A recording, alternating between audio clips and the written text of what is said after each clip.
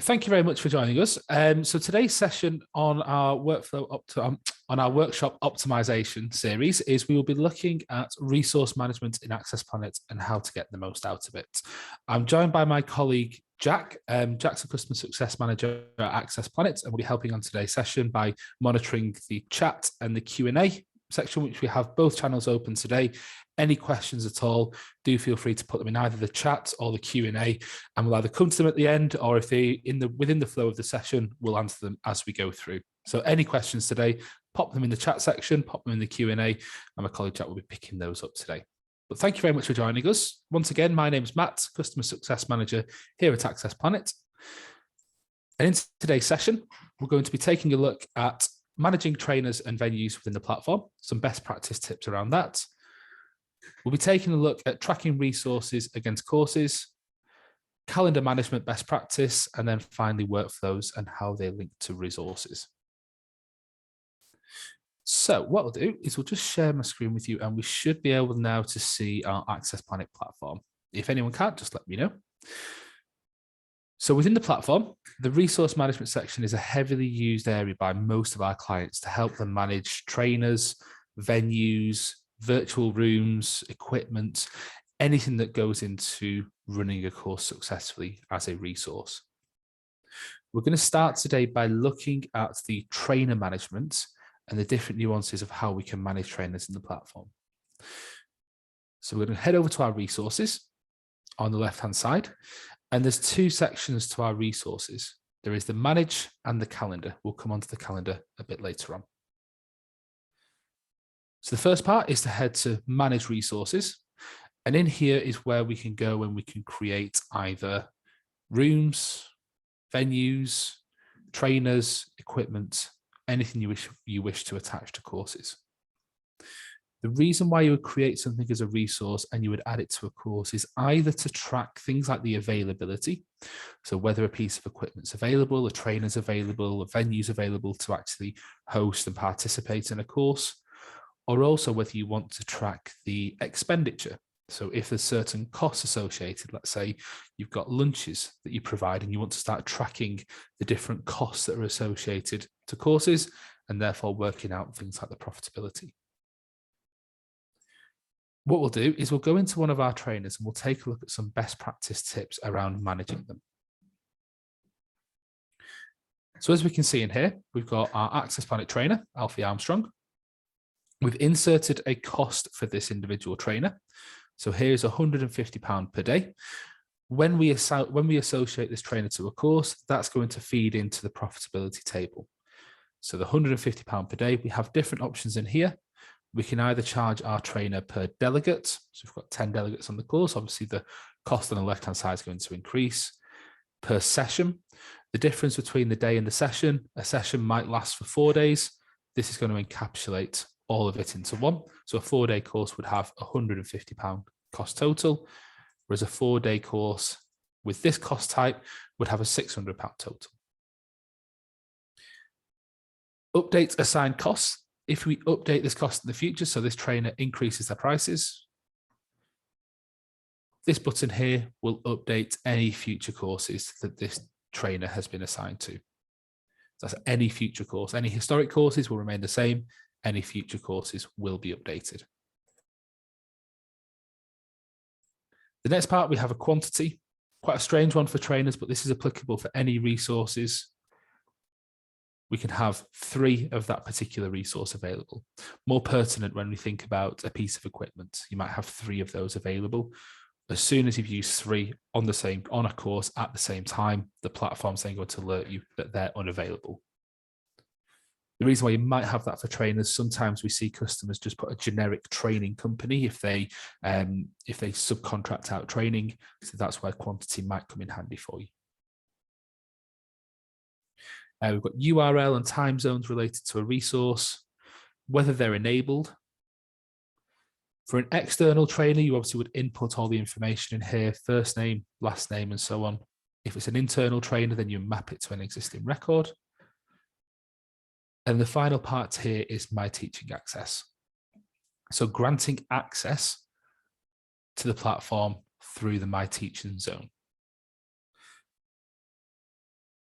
This is something that we see quite a lot of customers do, and it's really handy for either streamlining processes. So once you give somebody My Teaching Access, you can define what the individual trainer can and can't do. So people grant access to their trainers. They can access their own trainer portal. There's quite a few things they can do in here. So we're just going to go through some of these. We've got the set unavailability. So if that individual trainer is on annual leave, they're doing some course preparation, travel, they can go into the platform and they can put in their own unavailability and tell you when they're not available for training. The file store, really handy. We're seeing more and more people use this for sharing documentation. So allowing trainers access to course materials. We'll take a look at that in a sec and we'll look at how we actually do that. But you're able to grant access to the file store. So trainers, if they're assigned a particular course, let's say a first aid at work course, they can go into that course and grab all the documentation required to run the course. Any course notes that you've associated, you can allow trainers to view survey submissions. Sometimes you don't want trainers seeing the feedback forms. I'd pretty much say every training provider turns this off. You're able to give the trainers access to modify the course status, aka cancel the course. Pretty much everyone turns that off. It's a very risky thing to put on. But if there's certain trainers you work very closely with and you trust, then you can allow them to do that. Whether they're able to generate register signing sheets, our signatures function. So the signatures button in the trainer access allows them to demonstrate that on an iPad and people can electronically sign in. And then finally, these are grouped together. So whether the trainer is able to access the delegates, and if they can, what can they do with the delegates on the courses? So they would just see the delegates that are associated to the course, whether they can update the details, add more delegates to the course date, change the course delegate status. So they can essentially mark the register for you and then submit it through. Whether they can change the delegates. So if an organization has sent somebody else instead for a course, they can swap them over. And then can they view, edit, create, and delete notes against those individual delegates? So perhaps some delegate feedback if they were particularly difficult in a session, or if you put notes on there about some requirements for that particular delegate, they'll be able to access all of this. So this is where you can update and you can manage the My Teaching Access and what an individual trainer can and can't do. So it's not something you've rolled out. In terms of rolling this out, have a chat with your CSM and discuss your options in terms of how we can do this and the My Teaching Access. Just a bit of a best practice tip, and having seen this done quite a few times down the years, always try it with one or two trainers that you know and trust and you'll take the feedback from before you roll it out to more trainers. Start small, build it up bigger afterwards as well. Tends to work quite well. So they're quite trainer specific features and functionality. Down the left-hand submenu here, what you'll have for all the other resources as well as trainers is availability. So this is contrary to the unavailability. Availability says when somebody or something is available. So if you work Monday to Friday, 9 to 5, that's your general availability forever in the platform. Whereas unavailability is more ad hoc. So it can change week to week. Course templates, this is a really good way of restricting and making sure that the right people, the right venues, the right equipment are associated to only the courses that are applicable to them. So by standard, if we don't have any course templates in here, that would indicate to the platform that this trainer, this venue, this piece of equipment, whatever it might be, is available to any course, and you can associate the trainer to any course when you schedule. However, by adding some course templates in here, what I'm doing is I'm putting a restriction into the platform to say this particular trainer, Alfie Armstrong, is only available to train these courses. So I'm putting the kind of compliance level into this trainer. Everything else will be the same in terms of costs and so on, but this part of the platform would suggest to us that the courses are not available for this trainer. Therefore, when you try and schedule them, you're going to have the alert to say this trainer is not linked to the course. So it puts that blocker in for you.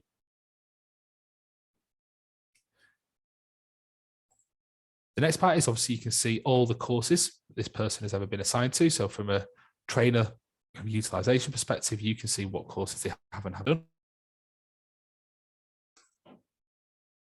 If there's any associated resources to this particular trainer, you can link them together here. So you've got that record. And we also have categories as well.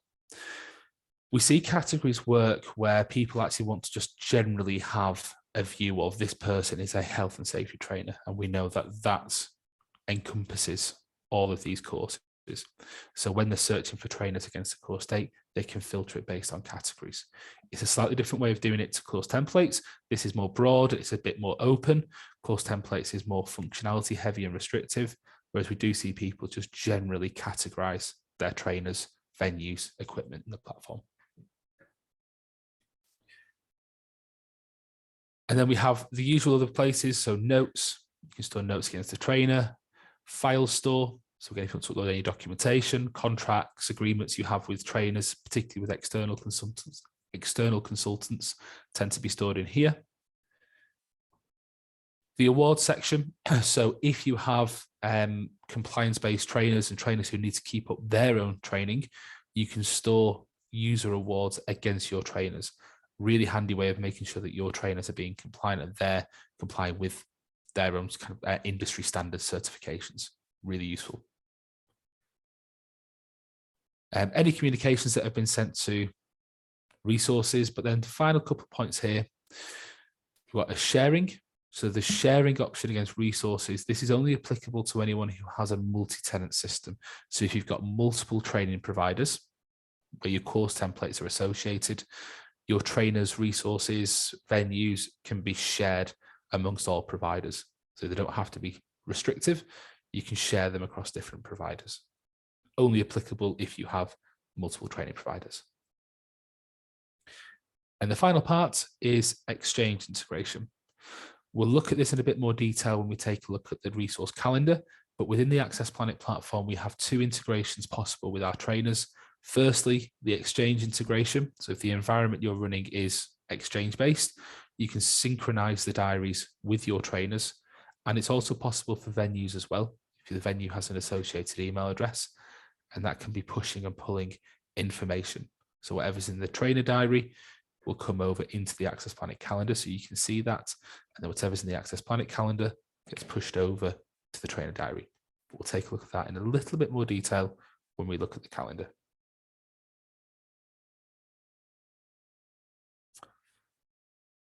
Okay, the next part we're going to take a look at then is our venue management. So very similar to our trainers, we create them and manage them in our resource section. But if we just find a venue in here, so we'll choose this Applegate Chicago office. Again, submenu, all the same items in here, availability, unavailability. We have the same costing details as well. It might be £15 per delegate. Then as we come to the bottom here, we have all the different options for the venue. So this is obviously much more about a location rather than a trainer. Few options in here. We have an alias. So an alias is useful for the online booking tool for the shopping basket, the checkout.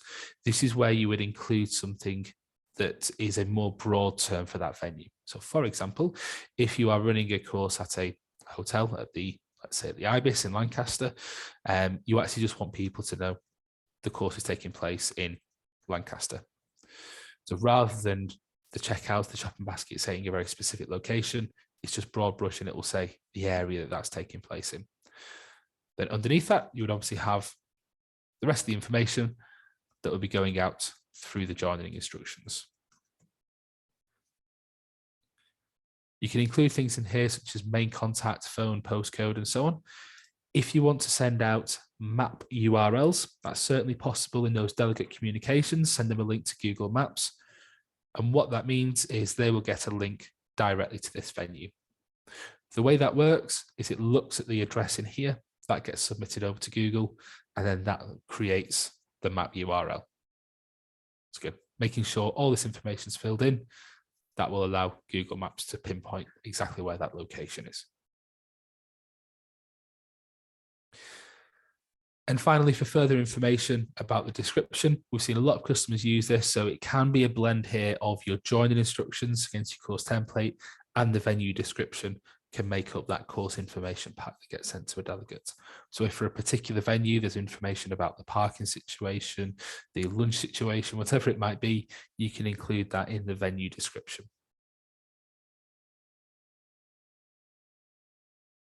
Okay. The final thing to mention in terms of venues, and one thing we're seeing more, particularly since COVID happened and lockdowns and people pivoted to have virtual courses a lot more than they used to, is the management of online rooms. So we've seen people set up resource types that are venues, but they are online venues. So Zoom Room 1, Zoom Room 2, Teams Room 1, Teams Room 2. It's certainly possible to do this by creating a different resource type. So we see in here, we've got all of our different resource types. You can create a new one and manage your online environments, your online rooms, in the same way you would do for a physical classroom. And when we've seen this extended out, so we'll just go through and we'll create one for now. So Zoom Room 4 in this case. Having created a resource type in administration, I can associate it to the virtual rooms. And in here is where I might put that link as well. US/1. So that would be going out with the joining instructions so that you don't need to keep updating that. There's a Zoom room there. The trainer can allow people to access the room using the sign-in sheets in the same way they would with a physical classroom.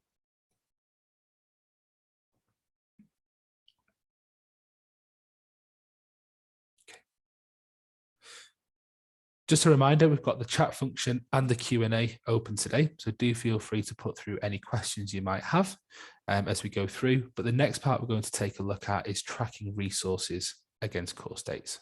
Okay, just a reminder, any questions, feel free to use the chat or the Q&A.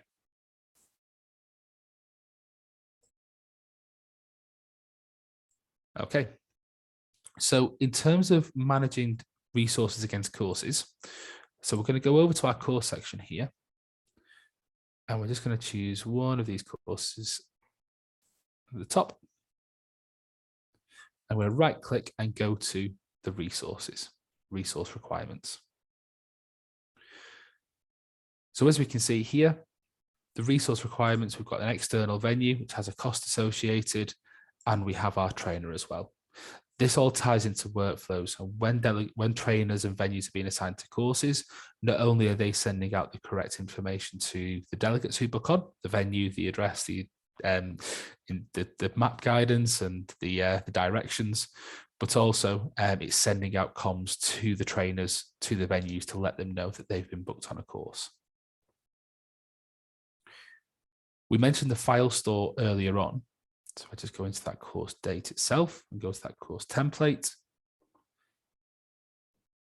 Using the My Teaching Access, I can grant access to these trainers to be able to access any documentation, course documentation that's associated to this course. So for this one-day training, if I go to my file store here, you can see there's a couple of documents in here. We can add a new file. So this might be course prep material. I can give it a description if I want, just for more information. I'd select the file here from browsing from my documents. And at the very bottom is where we decide the access. Twofold here, we can give the delegates access to the file. But in this session, we're looking at this trainer access. So when that trainer has been associated to the course, they can go in, they can view the file from the course template section. That pulls down and they can access the course documentation. And then from a course date level, if there's anything specific for this course, I can follow the same process and grant access to the trainer to a particular document for this individual course date. So there might be a particular document that's pertinent to this specific course date. I can give the trainer access to that file.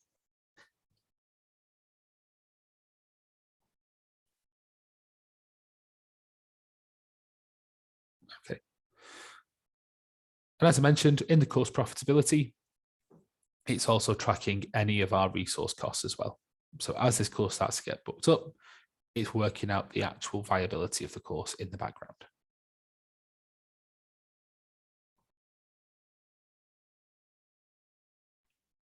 Okay. So the next 2 points we're going to look at then, we're going to look at the calendar management for trainers, venues and equipment, and then we'll be taking a look at workflows and resources. So for this part, I'm going to head back to my resource section and I'm going to go to the calendar. So within my calendar view here, one thing that we see people using more and more of, and the best view that I personally think for the resource calendar, is this timeline view.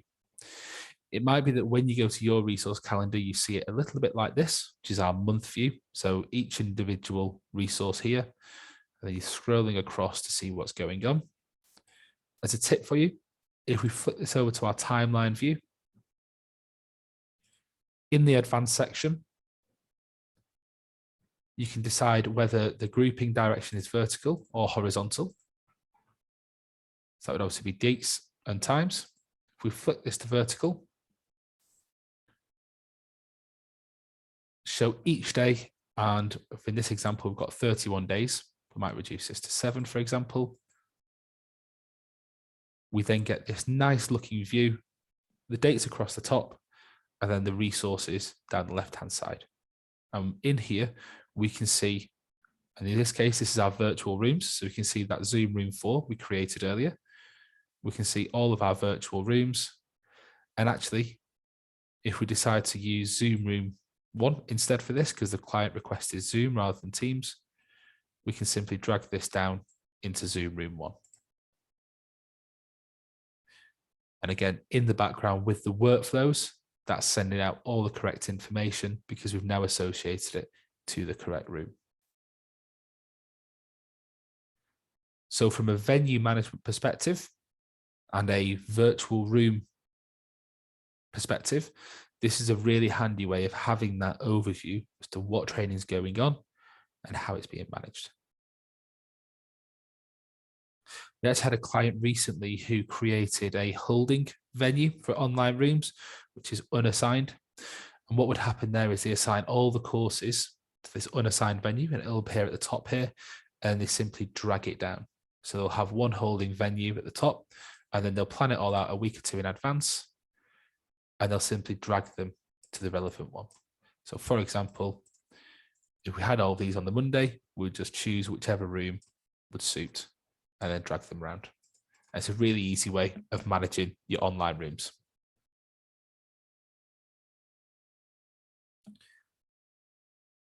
In here, because of that resource grouping through the resource types, we're able to just see the virtual rooms and any resources that fall underneath them.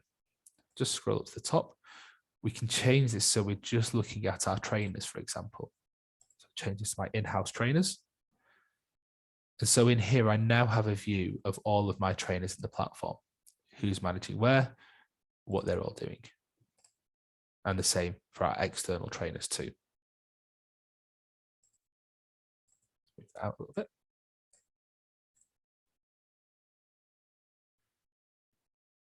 So what we get at this point is we can see anyone's holidays, what courses they're on, and we can go through and we can schedule courses. So I can see Chris Short here has 2 days available.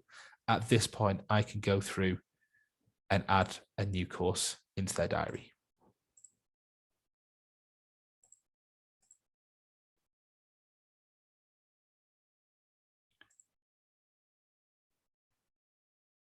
So it's a different way of scheduling courses. If you know you've got a bank of trainers that you need to schedule, rather than just generally putting on courses, then finding the trainers, this is a really, really handy way of doing it. As we can see as well for these trainers, so Kevin McLeod is a good example. He's got a week off, got his holiday booked in here as unavailability. This is where we would also be able to see through the Exchange integration what other trainers have got going on. So we'll be able to use this calendar and it will be pulling through anything that they've put in their Exchange, in their own Outlook calendar. So the Exchange integration is an additional module in the platform. If it's something you've not explored, it's really worth looking at with your customer success manager because it can make that scheduling, the synchronization really easy. So definitely take a look at it if it's something you're interested in.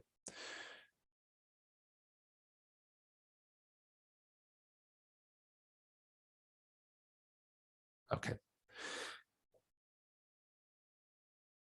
So this is the resource calendar. Again, I'd recommend changing this to the timeline view and having a view from different trainers, different resources, different venues, using the resource types to group them together and create those almost like categories of trainers. And then in here, you can see all the different trainer availability.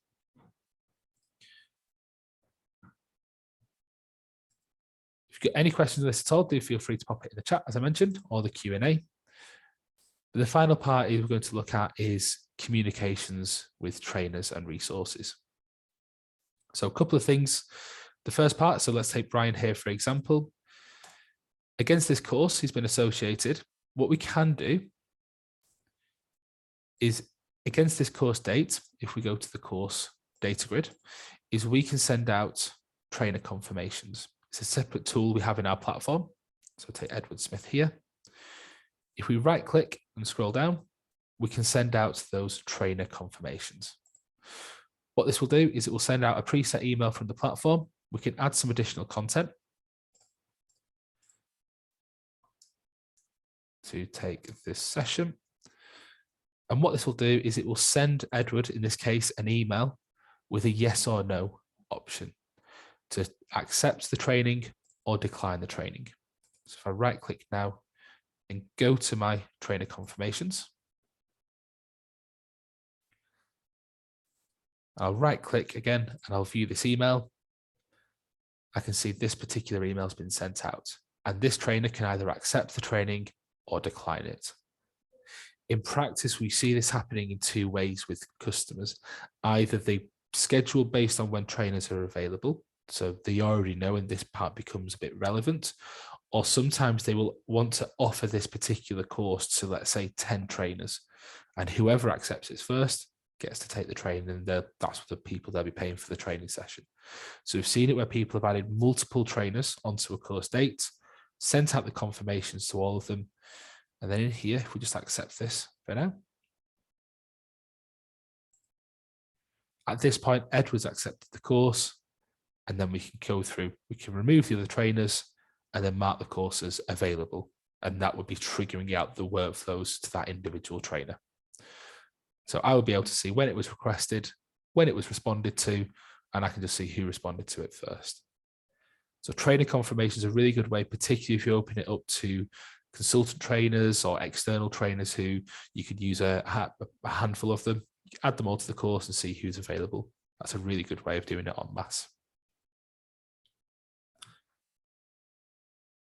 The other side, of course, is the workflows. So trainers and venues being able to accept workflows. So sending emails with the sign-in sheets and the registers to whoever you've added to the course, and also linking that into the joining instructions as well. So using things like the venue description to make sure people attending a particular venue have all the information they need, whether it's joining instructions for a particularly difficult to find location, particularly in things like the construction industry. That happens quite a lot, that these sites can tend to be quite remote, or if it's something to do with the lunch, arrangements, the accessibility to the venue as well. So again, using that venue description is a really handy way of sending that information out.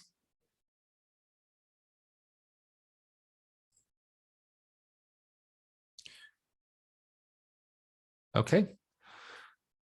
So just to recap then, in terms of what we've covered off today. So we've looked at managing trainers and venues. So allowing My Teaching access to trainers to allow them to self-administer their own courses, update registers, attendees, and also managing venues as well, including the right map links, descriptions, and so on. Tracking resources against courses, assigning the right costs, giving them access to documentation.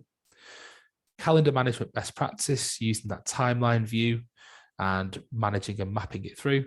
Also using that in conjunction with the Exchange integration, which is a really handy way of having that auto synchronization with your trainers' calendars.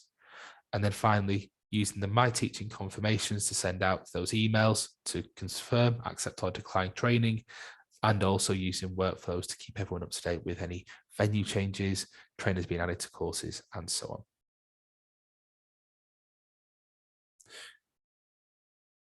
Okay, so that brings us to the end of today's session. If anyone's got any questions, I'm more than happy to take questions at the end now.